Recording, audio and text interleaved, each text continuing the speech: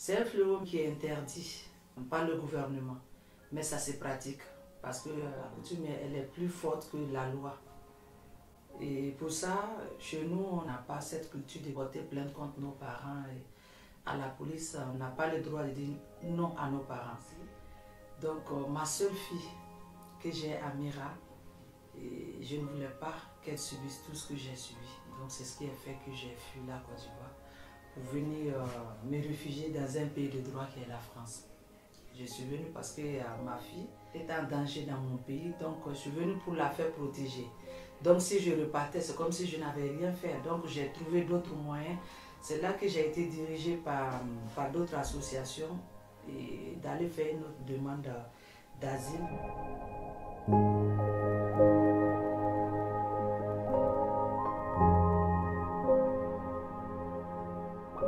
Ils m'ont aidée parce que j'avais des preuves. J'avais des preuves de moi-même, ma violence, avec les cicatrices. J'ai des photos que je leur ai montrées. Et puis, elles m'ont guidée d'abord d'aller voir un médecin, me faire consulter, voir si vraiment moi j'ai été excisée. C'est ce qui a été fait. Fait pour ma fille aussi, ils ont trouvé qu'elle, elle n'a pas été touchée. Donc, avec toutes les preuves qu'elles avaient, je crois qu'elles ont entamé quelques démarches. Et puis, elles m'ont dit de prendre rendez-vous à la préfecture de Besançon pour aller faire ma demande d'asile.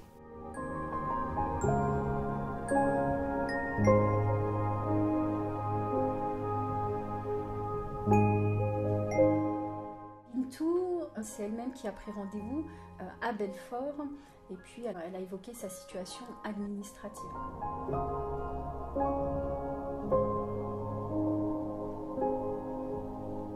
Pas lors du premier entretien, c'était lors d'autres entretiens, parce que parler d'excision, c'est très compliqué d'en parler.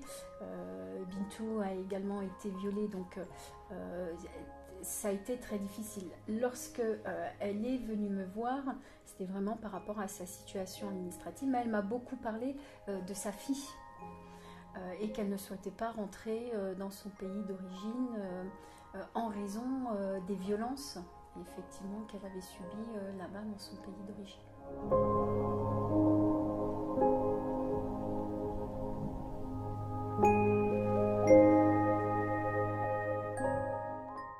Aujourd'hui, Bintou a un titre de séjour, donc elle peut séjourner de façon régulière sur le territoire français.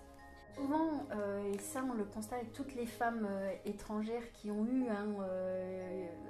leur situation régularisée, eh bien, elles vont rencontrer ma collègue Stéphanie Thiria, qui est conseillère emploi, pour justement, eh bien, si elles ont d'ailleurs toutes des projets et pour pouvoir mettre en place tous ces projets. Donc, c'est l'une des premières choses que l'on constate au CIDF, c'est qu'elles prennent tout de suite après rendez-vous. Elles veulent avoir une autonomie financière, notamment.